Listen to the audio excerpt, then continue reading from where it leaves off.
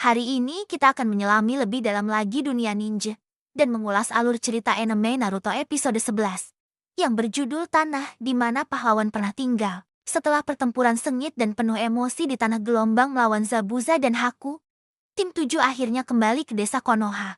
Misi pertama mereka sebagai genin benar-benar menguras tenaga dan mental, tapi juga memberikan pelajaran yang sangat berharga. Mereka melihat dengan mata kepala sendiri betapa keras dan kejamnya dunia shinobi yang sebenarnya. Kematian Zabuza dan Haku meninggalkan bekas yang mendalam di hati mereka. Terutama Naruto.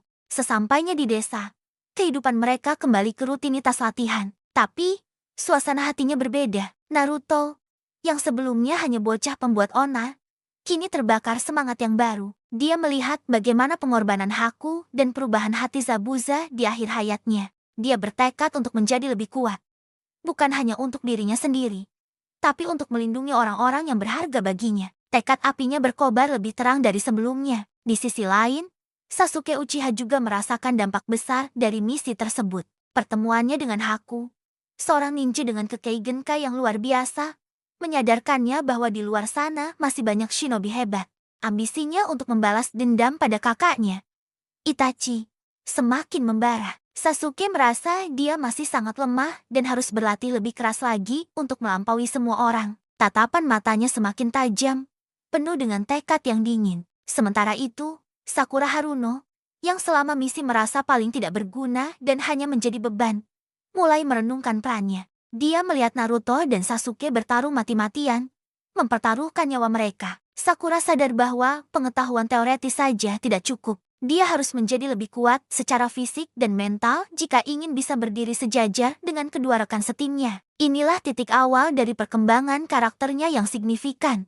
Kakashi Hatake, sang guru, mengamati ketiga muridnya dengan saksama. Dia tahu bahwa pengalaman di Tanah Gelombang telah mengubah mereka. Dia memberikan mereka waktu untuk beristirahat dan memproses semuanya, sambil terus memberikan latihan-latihan dasar untuk mengasah kembali kemampuan mereka. Latihan melempar kunai, kontrol cakra, dan kerja sama tim menjadi menu harian mereka. Suasana latihan terasa lebih serius dari sebelumnya. Saat sedang berjalan-jalan di desa, Naruto bertemu dengan Konohamaru dan teman-temannya, Moegi dan Udon. Konohamaru, yang sangat mengidolakan Naruto, dengan bangga memamerkan jutsunya. Namun, Naruto, yang pikirannya masih dipenuhi oleh kejadian di Tanah Gelombang, tidak terlalu antusias. Dia merasa bahwa permainan ninja yang mereka lakukan sangat berbeda dengan kenyataan pahit yang baru saja ia alami. Naruto kemudian menceritakan sedikit tentang misinya kepada Konohamaru, tentang ninja kuat yang harus ia hadapi. Dia menjelaskan bahwa menjadi ninja bukanlah hal yang mudah.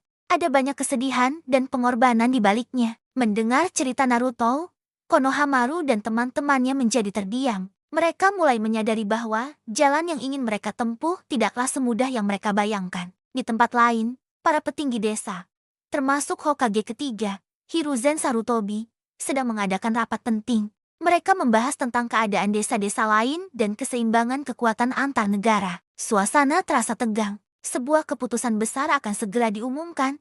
Sebuah acara yang akan menguji para genin dari berbagai desa dan mengubah nasib banyak orang. Ketenangan desa Konoha yang baru saja pulih tidak bertahan lama. Suatu hari, saat tim 7 sedang berkumpul, Kakashi datang dengan sebuah pengumuman penting. Raut wajahnya serius, menandakan ini bukan berita biasa. Dia menyerahkan sebuah formulir kepada Naruto, Sasuke, dan Sakura. Formulir pendaftaran untuk ujian Chunin. Naruto, dengan semangatnya yang meluap-luap, langsung berteriak kegirangan.